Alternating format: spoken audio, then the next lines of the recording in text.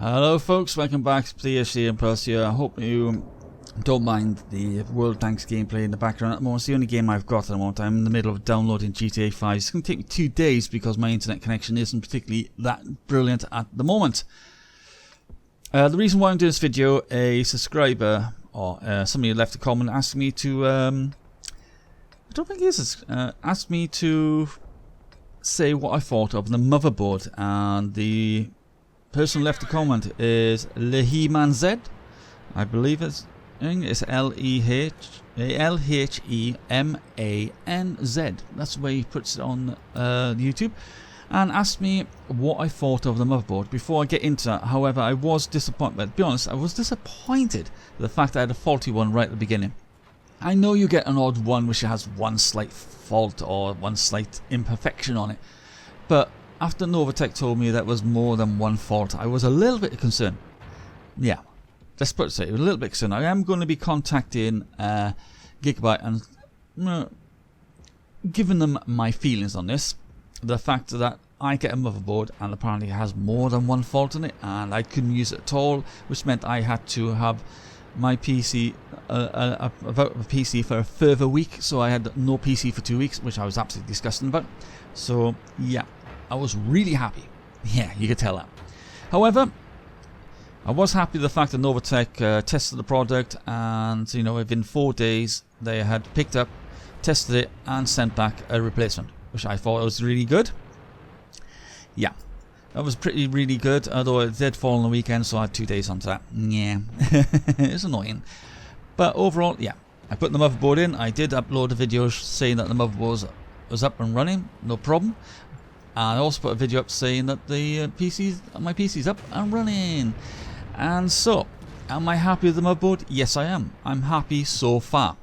There are some issues which I'm trying to rectify, and to be honest, I think that's because it's a pretty new motherboard package, and the BIOS I got for this motherboard matches the one they've got on their website, so they haven't released a later one yet. So that's probably why I'm having some of my little one of my issues. One of my issues is it sees my FX 6300, but unfortunately recognizes it as a stock clock of 3.5. Mine isn't a stock clock of 3.5. Mine's a black edition, but it was one of the later ones which came up with 3.8 stock clock. Yeah, although it runs it at 3.8, it'll run my FX at 6300 at its stock clock of 3.8. It's running at 3.8. However, it only recognizes it at 3.5. It's just a little gripe, yeah. But I reckon that's something to do with the BIOS and the CPU data. So that will probably be rectified in later dates. Yes, hopefully. I like the fact that they send you a little connector which you put all your front panel connectors in, and you put it onto the motherboard. That's an easy, fantastic way of doing it. And yep, so it works perfectly fine. It was a little tight for my PC case. I'm using the Zelman Z3 Plus. It is an ATX motherboard compatible case. However, it's not one of the bigger cases. It's the standard mid-tower case, and it'll take an ATX, but it'll never take a large ATX. And it was a little snug. It got in there. It's virtually an inch from the bottom, inch from the side. So yeah, it's got enough room there. It's all in there. I had to take out my back fan at the time. I had to remove the power supply to one side so I get in and screw it in properly. Move some of my cables out of the way, because the top panel cables come past the top screw of the motherboard, so I had to move them right out of the way, screw it in one-handed. It was a little fiddly, but got it in there, no problem. It seems to be running perfectly well. I did upload that video showing the light working on the back of the motherboard use. I hope you enjoyed that video, Jesse038. Yes, I went and checked to make sure I knew your name, so that video is mainly for you as well there. So I hope you enjoyed it. It does pulsate. You could set up to pulsate, and what threw me was when I pulsated it, it also pulsated the on and off switch, the power up button in the front. And I was going, why is that flashing on and off? And for some reason it's connected to the mobile, to the pulsating part. The beat part I haven't tried yet, because apparently that's supposed to beat with any sound effect or music mainly, and I haven't set it up. I haven't even changed the settings on the boost on the motherboard, because you've got a little switch where you can switch it up and down and change the boost output and all that.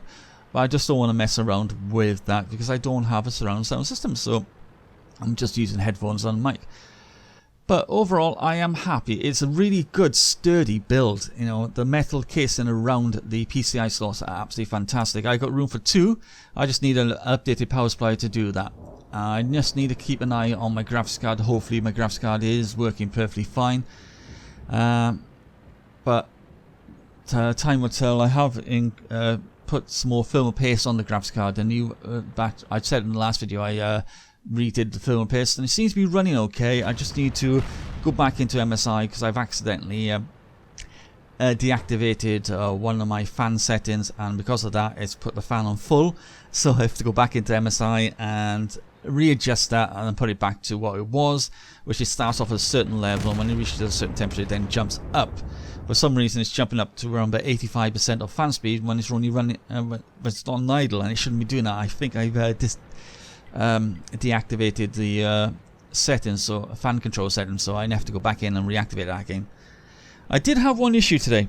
Is when I switched off the PC, it didn't switch off. I don't know why that happened. I think it's because of the graphics card. I'm gonna have to check that out again. Hopefully it will switch off in a minute. But at the moment, as I said, I'm downloading GTA 5 and it's gonna take me forever. You know, I'm on 17.9 gigabytes downloaded so far. I still got and that's at 62.5. It's gonna take forever. This is. Oh my god. Yeah. Hopefully I get that done, and that will definitely tell me if there's anything wrong with my graphics card, because that was the one game which I was having really graphical issues when before I had to change to the new motherboard. And if it's still having graphical issues, then yes, my motherboard was faulty, because I've already sorted that out. And it also means that my graphics card is also on its way out as well, and that's probably due to the damn bloody motherboard in the first place. Yeah, because my motherboard fried my original SSD, so that's really annoying. Well, it is coming to the end of this video. Would I recommend this motherboard? I probably would recommend it. Yeah, I recommend it. This and the 990. But until next time, it's me, Impuls, sign off. Take care and have a good day. Bye for now.